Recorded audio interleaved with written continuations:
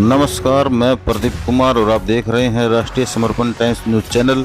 राष्ट्रीय समर्पण times news channel में आपका बहुत बहुत स्वागत है। बात कर लेते हैं खबरों की। खबर दरअसल जिला गुरुग्राम के अंतर्गत आने वाले फरुखनगर शहर की है। बता दें कि फरुखनगर में एक प्राचीन धार्मिक स्थल पर भूमाफियाओं के द्वारा कब्जा करने के संबंध में मामला सामने आया है। दरअसल यह आरोप हम नहीं लगा रहे हैं, बल्कि कई वर्षों से धार्मिक स्थल की देखभाल करने वाले व वहां पर रहने वाले महाराज श्री श्री 108 रमेश नाथ महाराज जी ने लगाए हैं। आप तस्वीरों में भी साफ देख सकते हैं कि किस तरह से जो धार्मिक स्थल है उसके चारों तरफ से तारबंदी कर दी गई है और मंदिर स्थल को पूरी तरीके से चारों तरफ से तार लगाकर रास्ता भी रोक दिया गया है। महाराज जी का भी यह कहना है कि चारों तरफ से जमीन पर कब्जा करने वाले लोगों के द्वारा तारबंदी कर दी गई है, जिसकी वजह से आने जाने में भी मुझे काफी परेशानी हो रही है। वहीं आपको बता दें कि महाराज जी का यह भी कहना है कि मैं पिछले काफी सालों से इस धार्मिक स्थल पर रहकर भगवानों की पूजा अर्चना कर रहा हूं और मेरे हाथों से यहां पर कई पेड़ लगाए गए हैं और इस धार्मिक स्थल का सुधार किया गया है और भक्तों की मदद से इस जगह का नवीनीकरण भी किया गया है और आज हजारों श्रद्धालु यहाँ पर आकर भगवान की पूजा अर्चना भी करते हैं। बता दें कि महाराज जी ने यह भी बताया है कि करीब 35 साल से यहाँ पर धार्मिक स्थल है, जिसकी जमाबंदी फरद 1996 की है जो मेरे पास है और उसमें यह साफ दिखाया गया है कि यह मंदिर की जमीन है, मगर कुछ लोग जबरन इस जमीन पर कब्जा करना चाहते हैं। वहीं इस संबंध में रमेश नाथ महाराज जी ने यह भी बताया है कि मैं कई बार संबंधित विभाग के चक्कर भी बार लगा चुका हूं, मगर कर्मचारी व अधिकारी मेरी एक नहीं सुनते और कब्जा करने वाले लोगों की मदद भी कर रहे हैं। वहीं आपको बता दें कि रमेश नाथ महाराज ने यह भी कहा है कि जो लोग इस जमीन पर कब्जा करना चाहते हैं वो लोग मेरे साथ कुछ भी कर सकते हैं, मुझे इन लोगों से जान का भी खतरा है। वहीं इस संबंध में रमेश नाथ महाराज जी ने देश की सभी धार्मिक संस्थाओं तथा संत महात्माओं व देश के प्रधानमंत्री श्री नरेंद्र मोदी जी व हरियाणा सरकार में मुख्यमंत्री मनोहर लाल खट्टर से चैनल के माध्यम से यह गुहार लगाई है कि मामले की जांच की जाए और मंदिर की जमीन को कब्जाधारियों से छुड़वाया जाए।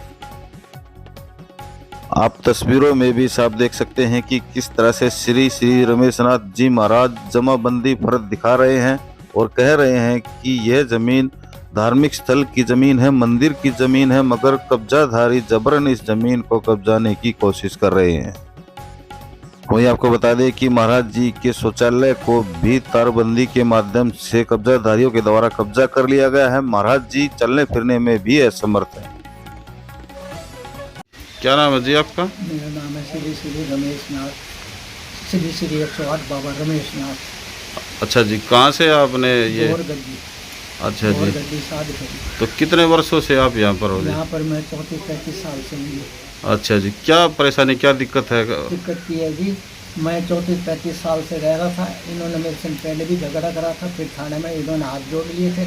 उसके बाद में इन्होंने अब चांद तक जो कह दिया बाबा ने इस बात भी नहीं करी मेरे से, क्योंकि हम ज़मीन नपवा रहे। ज़मीन नपवा के इन्होंने तारबंदी कर दी, कब्जा कर लिया। ना सड़क है, ना रास्ता, लैटरिन है, ना मेरी बाथरूम है, वो भी तोड़ दिए ना, और बोरिंग पे भी कब्जा कर दिया इन्होंने। कौन कौन से देवताओं की यहाँ पे? पहला नंबर तो श्री इसका नाम का मेंढू साहब सैयद है, बहुत पुराने मुसलमानों के टाइम से, और उनसे पहले पीछे कुआं है बहुत पुराना, सदियों पुराना, उसको मैंने मरम्मत करवा के जाल गिरवा रखा है इस पे, मेंढू साहब सैयद।